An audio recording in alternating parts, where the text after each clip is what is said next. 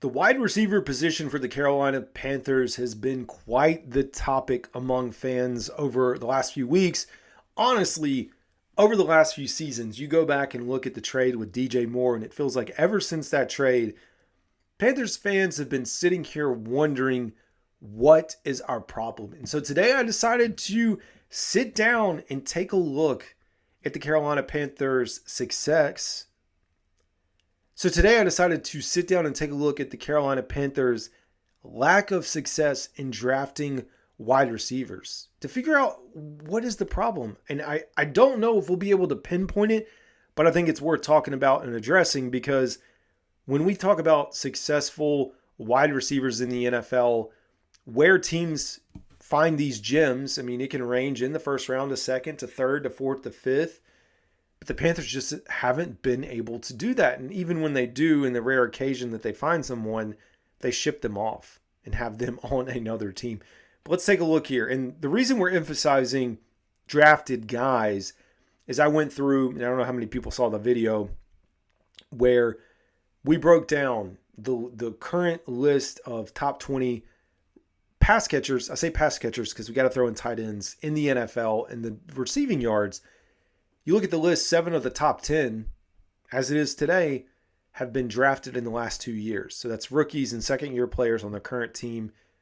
Go out to 3 years, drafted in the last 3 years, and it's 50%. So 10 of the top 20 pass catchers in the NFL have been drafted in the last 3 years. So that shows you that the talent is there. The Panthers just haven't been able to find it. But we can start right here with this past draft and Xavier Legette. Also, we'll talk about Jatavian Sanders because he is a tight end. Legette, 467 yards, 4 touchdowns on the season, 46 receptions. I think everyone can acknowledge that it just hasn't been the season that we thought it would be from him. He is battling injuries, and stat-wise, he's had a better rookie season than Jonathan Mingo, although not by much. One thing he did really do successfully early in the season is get into the end zone. A lot of red zone targets, an ability to catch and score, which is like what he did at South Carolina. But what we've missed along the way is explosive plays. He's had some where he's been wide open, but his ability to catch contested balls and the drops when he does get open. So I feel like the jury's still out on Xavier Legette. I think he can come around, but I also think the Panthers still have to figure something out long term. Jatavian Sanders, also someone who kind of started slow, then went on a hot streak, and then has plummeted off since his injury.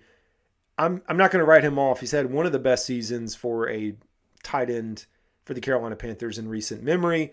Leads the team as far as tight ends over Tommy Tremble in receiving yards. He has 307, 30 receptions, 1 touchdown. I think he's going to be okay. I think the concussion, getting knocked out, literally knocked out of the game and missing some time hurt him.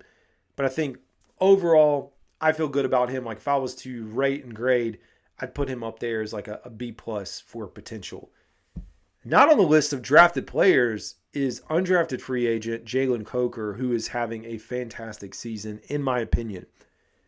Started slow because he wasn't even on the active roster. And I got to be honest, I didn't even think he would get there. There were so many people hyping him up the same way that Jonathan Mingo was hyped up that I didn't buy into it early on. But slowly and surely, as we kind of chugged along with this thing, he's figured it out. And I can't deny that he's got something. And to be honest, I would rate him higher than I would Xavier Legette right now. But those are the things that the Carolina Panthers have to do. They have to find these undrafted free agent gems and or the players that they do draft, whenever they draft them at this position, figure out a way to develop them and let them hit. I know Jonathan Mingo has spent a lot of time in the offseason with Steve Smith, and that was talked about. But then to see his performance and him kind of sputter out, not so great. So this past draft class, probably the best that the Panthers have had for a receiver. I'm not saying they've solved everything, but receiver and tight end in recent years, because we're going to get into it, and there's a lot of misses coming up. Jonathan Mingo, who's no longer on the team, sits with a career receptions at 58, 561 yards. He has yet to score a touchdown. Last year I defended him. I thought he was going to come around. He had a really good training camp this season. But the Panthers worked magic being able to trade away and get a 4th-round pick in exchange for him. And now he's there, and he becomes another miss. This is part of the problem. You just can't have this many misses. And speaking of, in particular, I know we're focused on wide receivers, but you look at the 23 draft class, it was only 5 players, but you have Bryce Young. I would consider him a hit now. Mingo gone. DJ Johnson, I don't know. Chandler Zavala, a backup. And Jamie Robinson not on the team.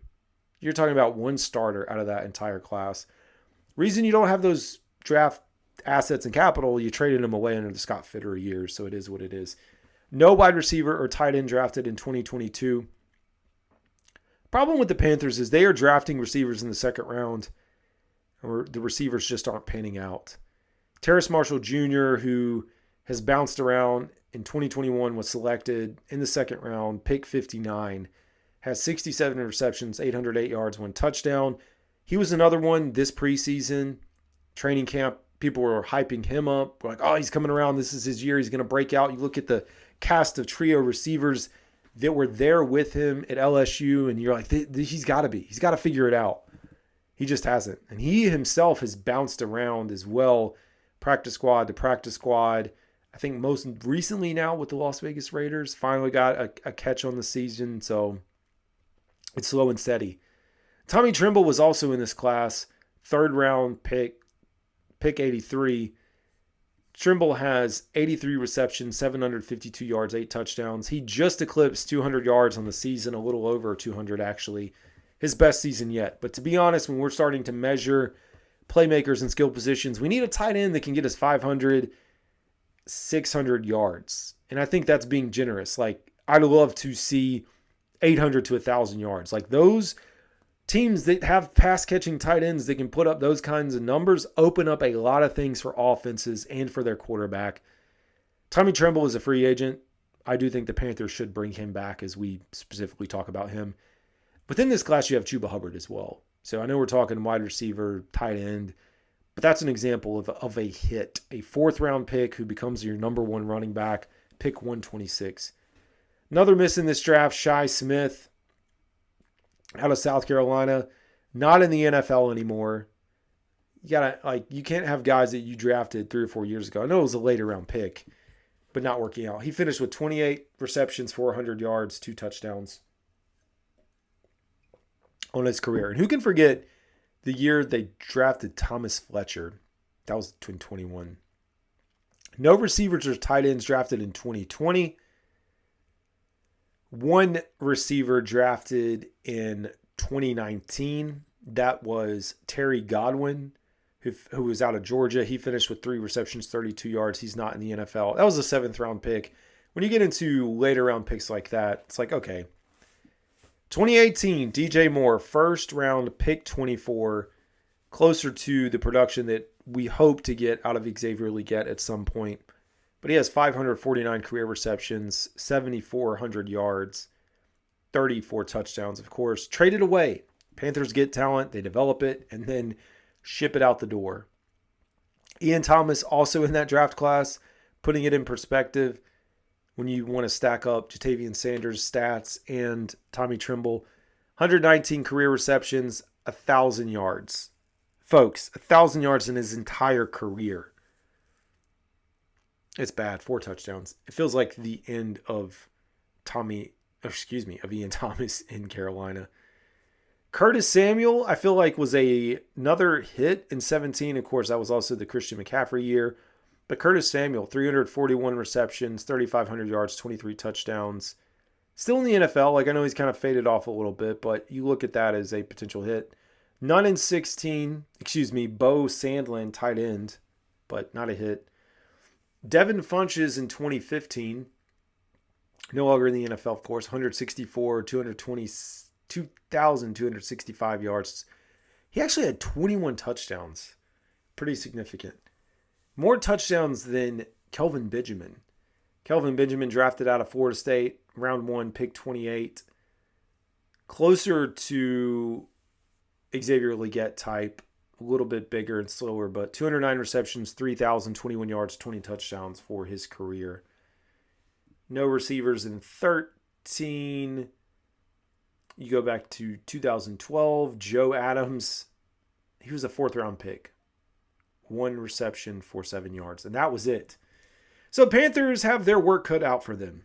No doubt about it. And to be honest, when you look at the wide receiver position, they've got to figure out a way to draft and hit on that position group. As always, this is Carolina Dad. Y'all have a good